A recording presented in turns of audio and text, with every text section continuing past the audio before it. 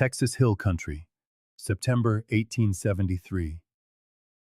The sound of gunshots ripped through the twilight as Evelin Ashford gathered her skirts and ran, tearing through the dry brush, her lungs on fire, her heart hammering like a wild horse. She didn't stop when her ankles began to bleed, nor when the heel of her worn boot caught on a root and snapped clean off. There was only one thought in her mind: escape. Behind her, the wagon burned. The man who called himself her husband lay dead beside it. He had not died protecting her. He had died trying to sell her. As the sun bled out across the horizon, painting the sky a bruised crimson, Evelyn stumbled down a ravine and saw it.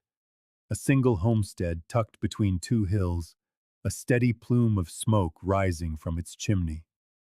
She had no plan beyond reaching it. The porch groaned under her weight as she collapsed against a post. A man emerged from the barn, wiping his hands on a rag. He was tall and broad-shouldered, the sleeves of his beige shirt rolled to the elbows, revealing forearms that were smudged with dirt, but powerful. He froze when he saw her, his eyes narrowing. "I'm not here to steal," Evelyn managed, her voice a raw whisper from the smoke. "I just need water. Please." He draped the rag over a fence post and walked toward her slowly, the way a man approaches a spooked foal. "Are you hurt?" he asked. She shook her head, though it was a lie. Her right side throbbed where something had struck her. "I can pay for the water with a ride.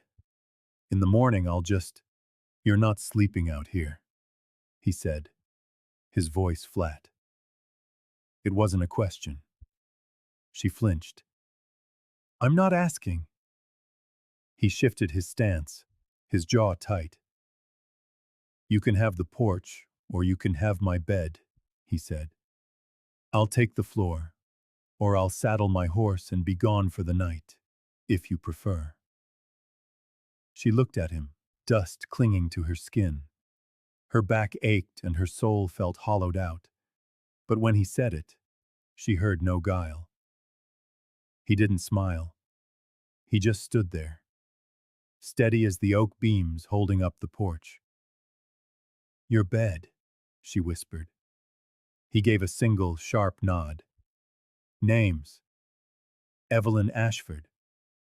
Orion Zeller." He opened the door. "Come inside, Miss Ashford." She did. The cabin was small. One room, a stone hearth, a worn table, and the bed against the far wall. The linens were coarse cotton, but they were clean. Orion stoked the fire and spread a blanket on the floor for himself. He handed her a tin cup of water, then sat with his back to the wall, arms crossed over his chest. Neither of them spoke. The clock on the mantel ticked a slow, heavy rhythm. When Evelyn finally fell asleep, it wasn't from exhaustion. It was from the strange safety of the silence. The next morning, she woke to the sound of eggs cracking and bacon sizzling in a cast-iron skillet. Orion stood at the stove with his back to her, his hair still damp from the pump outside. "I set your dress by the fire," he said without turning. "Mended the hem." She sat up slowly, blinking at the neat, even stitches. "You sew?" "I run a ranch alone. I do a lot of things." He glanced over his shoulder. "Eat. Then you can tell me what happened." He said it like a statement of fact, not a demand, but his eyes were patient, not prying, just waiting. She ate in silence, then set her fork down. "I was married in Oklahoma Territory," she began, "to a man named Ralston, who seemed kind." Orion didn't interrupt. "He lost everything in a card game last week. He tried to trade me to cover the debt. I ran." He nodded once. Are they after you? Maybe. I left the road and cut through the scrubland. I don't know who's where. Then you stay until you're sure you're safe. I've got work if you need something to do. Evelyn blinked. Why are you doing this? He met her eyes then, his gaze direct and clear. Because someone should have helped you sooner. By the second week, Evelyn was hauling buckets, feeding chickens, and helping mend a fence line. She no longer wore dresses. Orion had given her a spare pair of trousers and a shirt. They didn't fit right, but they freed her arms to work. They barely spoke, but he always brought her coffee first, always waited for her to be seated before he ate. He fixed the porch step she kept tripping on. He never walked behind her. One evening, after a long day branding calves, Evelyn leaned against the porch rail, watching the stars prick the darkness into life. Orion came out and handed her a mug. Hot cider, he said. Thank you. She took a sip, the warmth spreading through her. He leaned beside her, arms crossed. Why are you alone? She asked quietly. Wife died in childbirth, he said, his voice low. 7 years ago. I'm sorry. He just nodded. And you? My parents died in a barn fire. I was 15. Lived with my aunt until she married me off. They stood there side by side, not touching, two solitary figures under the vast, silent sky. I don't trust easy, she said. Neither do I. A month passed. She learned the rhythms of the land, when to rise, when to feed, when to watch for the storm clouds that rolled in from the west like ghosts. One afternoon, Orion rode back from town, his face grim. Marshall says a man's been asking after an Oklahoma woman. Name of Ralston. Evelyn's stomach clenched. He's alive. Seems so. She gripped the edge of the table. I can't go back. You won't, Orion said. He sets foot on this land. He's not walking off it. She looked at him, startled by the quiet fire in his voice. Why would you do that for me? He took a slow breath. Because you're not just passing through anymore. 2 weeks later, it happened. Evelyn was hanging laundry when the rider appeared on the ridge, dust clouding the air behind him. She froze as she recognized Ralston's face, pinched and cruel, a pistol on his hip. Think you can hide from me, girl? He sneered, urging his horse forward. She backed away slowly. Orion stepped out of the barn. She's not hiding, Ralston scoffed. This ain't your business, farmer. Get out of my way. He moved fast, but Orion was faster. The rifle was already in his hands, level and steady. You can ride away, or you can be buried here, Orion said, his voice calm. Ralston's hand twitched toward his gun. It was all the reason Orion needed. The rifle's report echoed through the hills. Ralston tumbled from his horse, clutching a bloody leg. Orion walked over, kicked the pistol away, and bound his hands with a length of rope. By nightfall, the sheriff had him in custody. That night, Evelyn sat by the hearth, her knees drawn to her chest. Orion placed a cup beside her and sat on the hearthstone. You all right? She nodded. I think so. He nodded slowly. You still want to leave? She looked up at him, at his solid presence in the flickering firelight. No. He reached out and gently brushed a stray strand of hair from her cheek. His touch was hesitant, but warm. I don't want you on my porch, he said quietly. I want you in my bed. With me. Evelyn's throat tightened. Then ask. Orion's voice was a low rumble. Stay here with me, Evelyn, as my wife. She rose, moved toward him, and settled into his lap, her arms wrapping around his neck. This is what I choose, she whispered against his shoulder. This life, with you. And he held her as if the world had finally come home. The first frost came early that year, settling like a silver breath over the fields. The mornings turned to sharp light and stiff fingers, and Evelyn learned the particular ache of working in the cold. Orion showed her how to wrap a cloth around the pump handle so the freezing metal wouldn't burn her palms. His hands were scarred enough to tell stories she didn't need to ask about. She had started sleeping on the right side of the bed. Orion never said a word, just adjusted his side of the quilt and left her space. On nights when the wind howled through the chinks in the cabin walls, she would inch closer until their shoulders touched. It was enough. One morning, while clearing a fallen branch from the trail to the south pasture, Evelyn paused. There's a grave near the cottonwoods, she said. No name on the marker. Orion set down his axe, leaning on it. My brother. He didn't come back from the war. She looked at him, letting the weight of it settle between them. You were both there? I enlisted? He followed. I came home. He said no more, and she didn't ask. That evening, Evelyn took the long way back to the cabin, following the creek. She gathered dried willow branches, tying them into bundles for kindling. When she stepped inside, Orion had the fire going and was mending a bridle at the table. I'd like to clear out the shed by the chicken coop, she said, setting the wood down. Could use it for curing meat, maybe drying herbs if I can find any. He worked the leather strap through the buckle. My mother used to.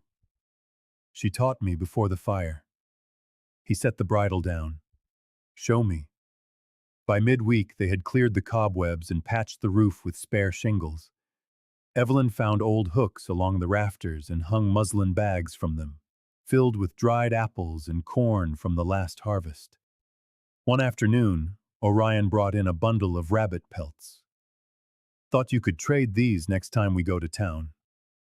I haven't been to town, she said, wiping dust from her apron. He straightened. Didn't figure you'd want to go. I didn't, but I do now. He studied her face for a long moment. Then we'll go Saturday. You ride astride or side saddle? A small, dry smile touched her lips. I ride so I don't fall off. He nodded. That's the right answer. Saturday arrived with a pale sun and a cool wind. Orion saddled the bay mare for her himself, checking the cinch twice. She mounted without help, her back straight. They rode side by side along the ridge trail. As they neared the edge of town, Evelyn's hands trembled on the reins. Orion noticed but said nothing. Instead, he led them to the feed store first, then the mercantile. Inside, the shopkeeper gave her a long look, then a single nod. You're the one staying out at the Zeller place? I am, she said. Good to see it. That man's had too many quiet years. Evelyn glanced at Orion, who was inspecting a tin of nails as if it held state secrets. They gathered coffee, lamp oil, and a bolt of muslin. At the counter, Evelyn laid out the pelts. The shopkeeper weighed them and slid a few coins across the counter. As they rode home, she said, You've lived here a long time. People seem to respect you. I keep to myself, he replied. That night, after the horses were tended, Evelyn pulled a small tin box from under the bed. She opened it and took out 2 pieces of paper. She handed one to Orion. It's my birth record from the church in Edmore. He took it, reading the faded ink. You want me to know who you are. I don't want anything between us that's a shadow. She unfolded the second paper. It was a blank marriage certificate. I want to fill this in, with your name next to mine. He looked up, his eyes dark in the lamplight.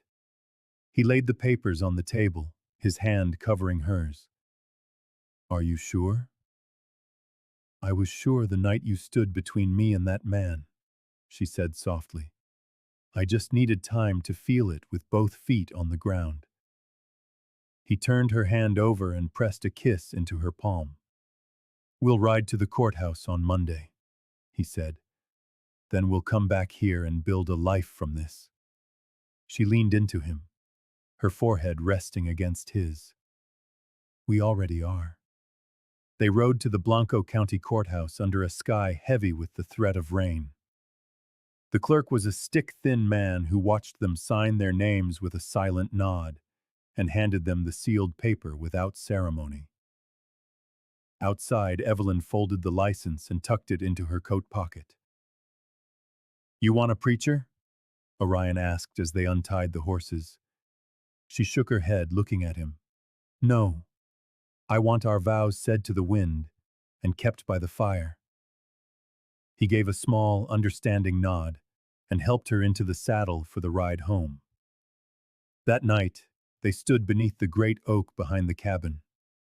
The rain had yet to fall, but a wind moved through the tall grass, sounding like a whisper.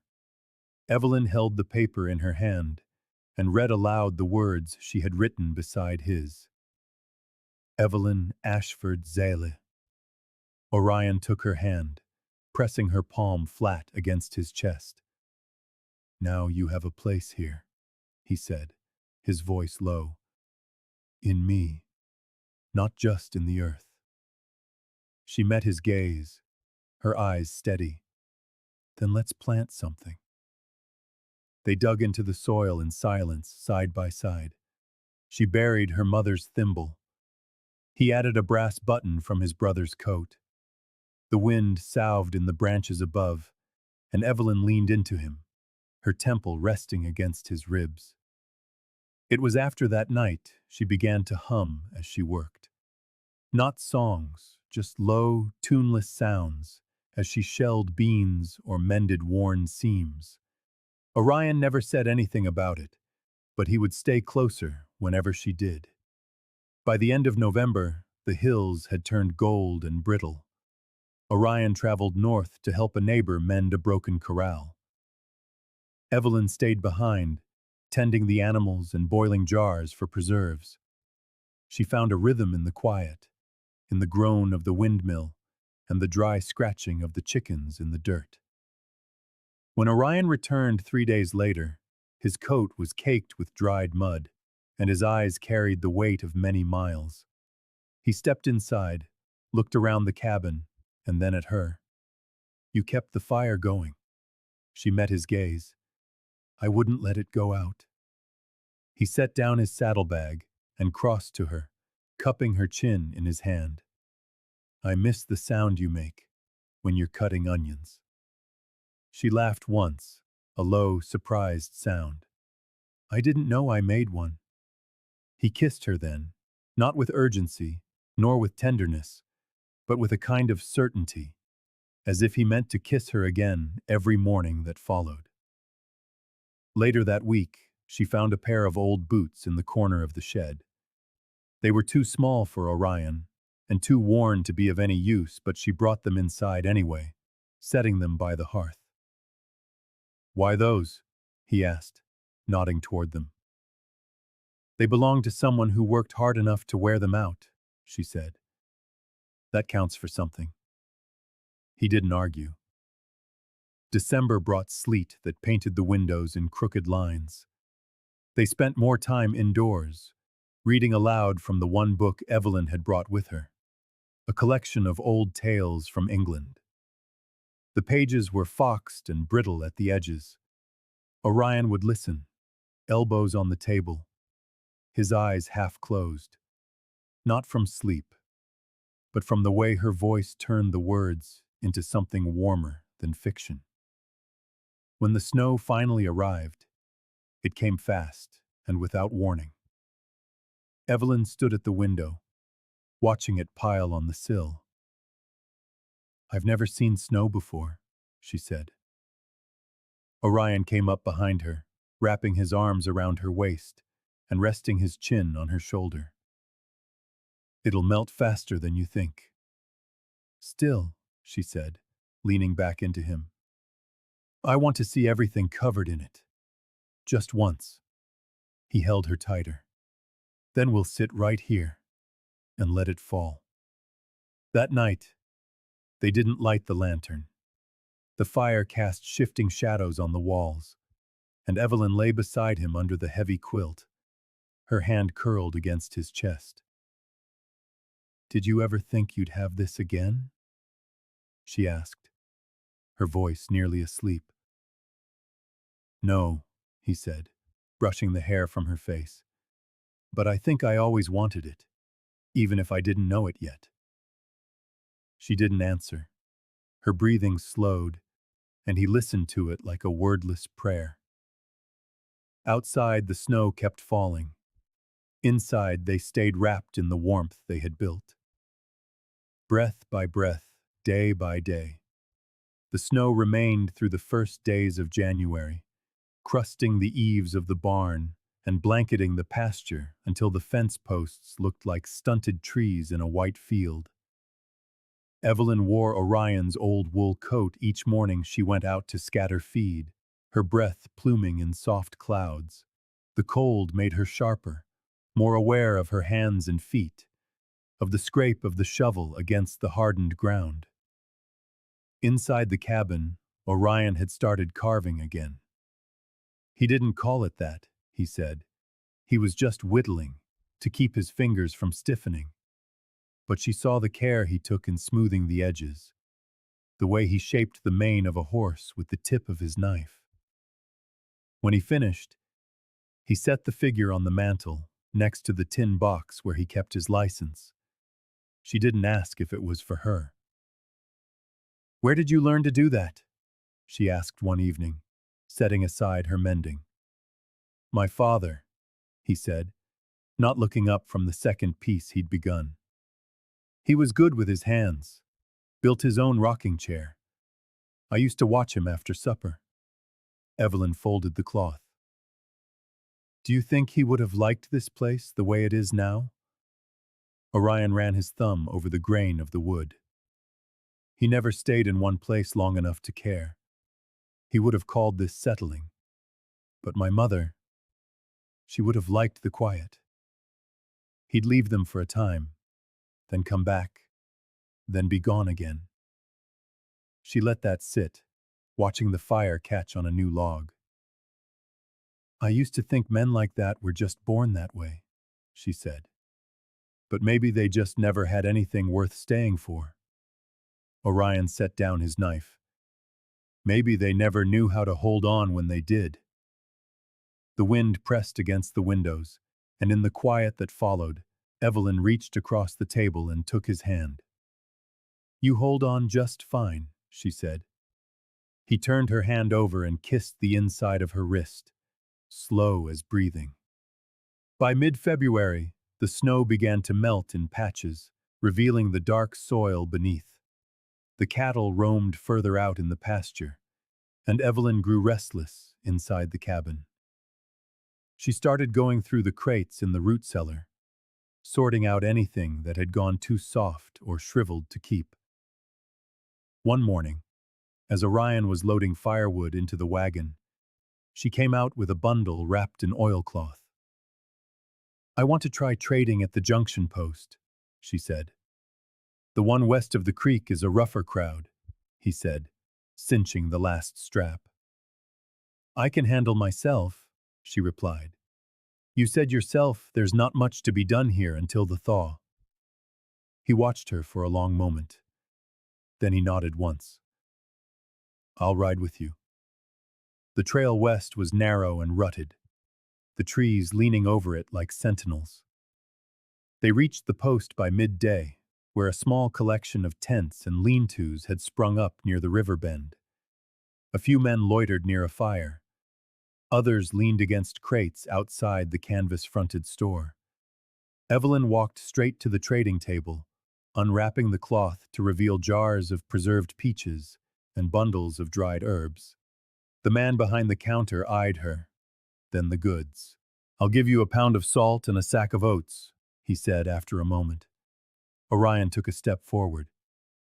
"That's not near what she brought." The trader shrugged.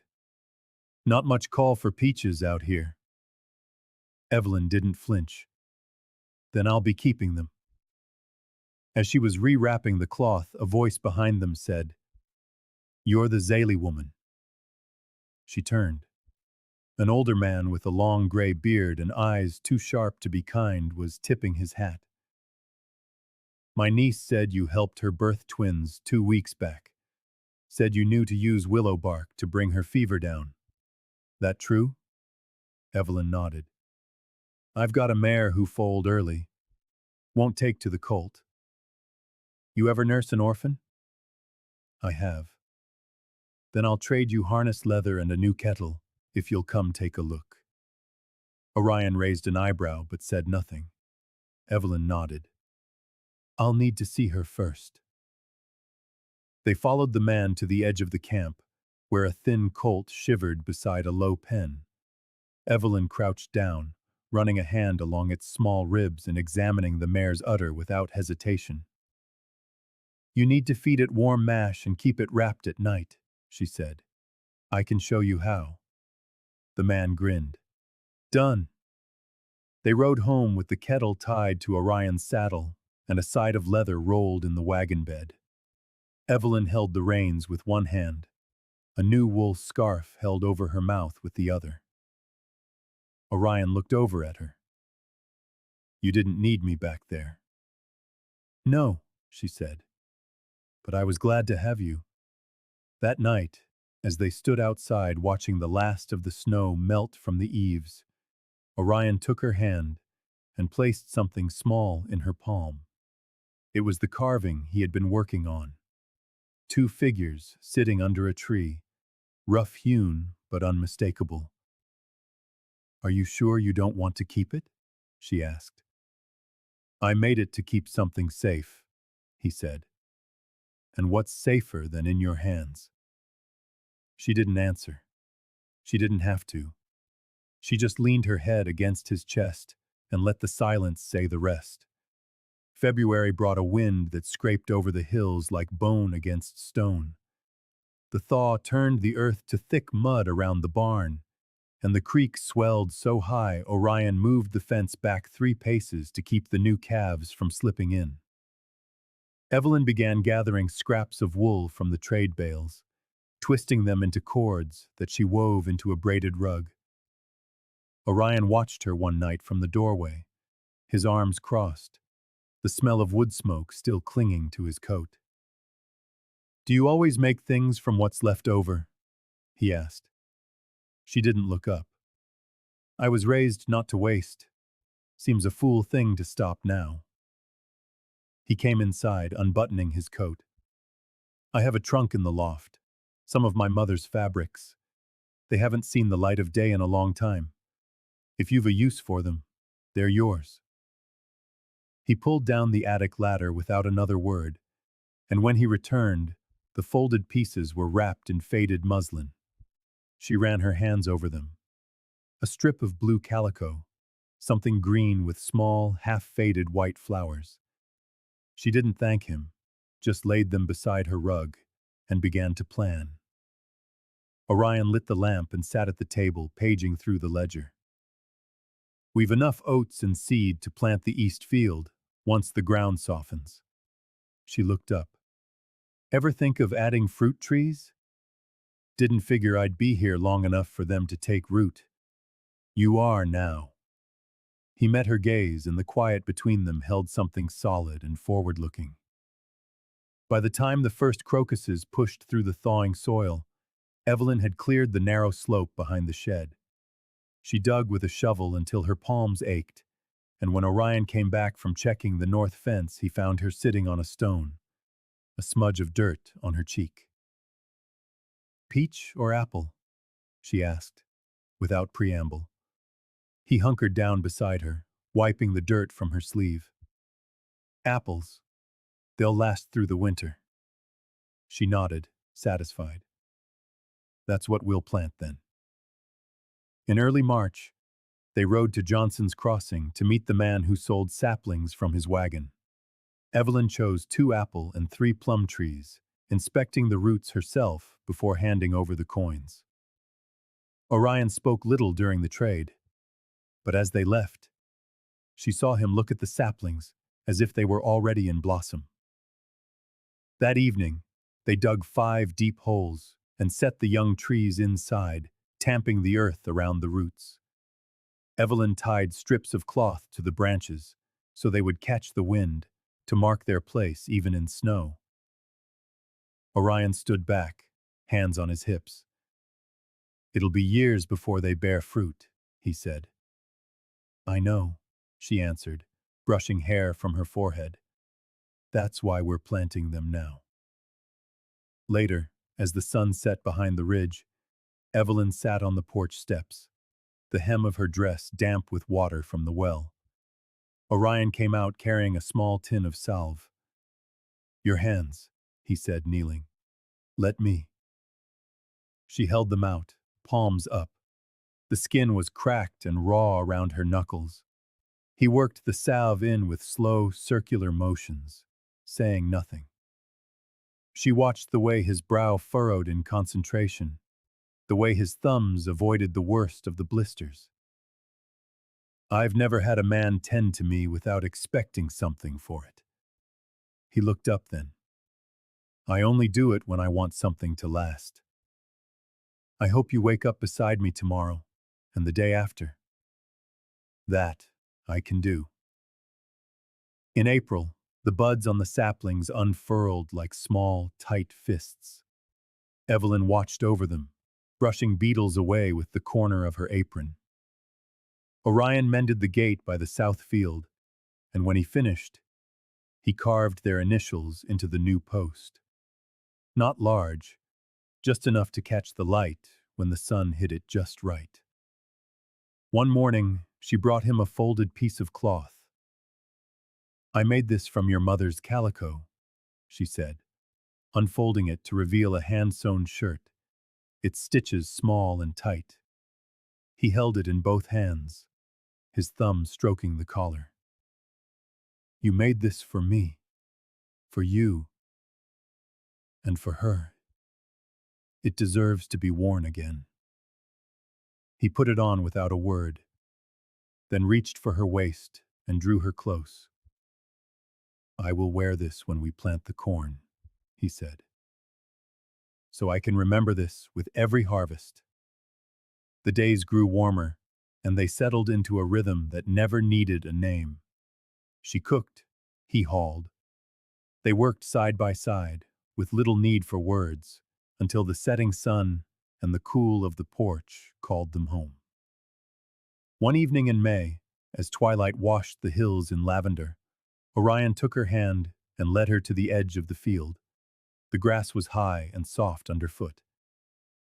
I thought we would need more time, he said, watching the wind stir in the young trees. For what? For this. To get to a place where I can't remember what life was like before you. Evelyn stepped closer, laying her hand on his chest. I remember, she said softly, but only so I can see how far we've come. He lifted her chin and kissed her slowly. It was the kind of kiss meant for wide open skies and a world with no need to hurry. When they parted, she rested her forehead against his. Should we build something more? She asked. A bigger house, maybe. One with a second room, for when we need it. He didn't have to ask what she meant. He just smiled, a soft and quiet thing. We'll start after the first harvest. That summer the rains came gentle and steady, and the crops grew tall, green and certain. The barn roof held. The fences stood firm. The saplings stretched taller than the fence posts. In the evenings Orion built a cradle, carving stars into the headboard. They never rushed. They never had to. Each day brought its own measure of peace. And when their baby came, a girl with Orion's eyes and Evelyn's determined grip, they named her Clara, after the word for a clear sky. That spring, they planted another tree, just beyond the others. This time, it was a cherry tree, because one day, Clara would need blossoms of her own.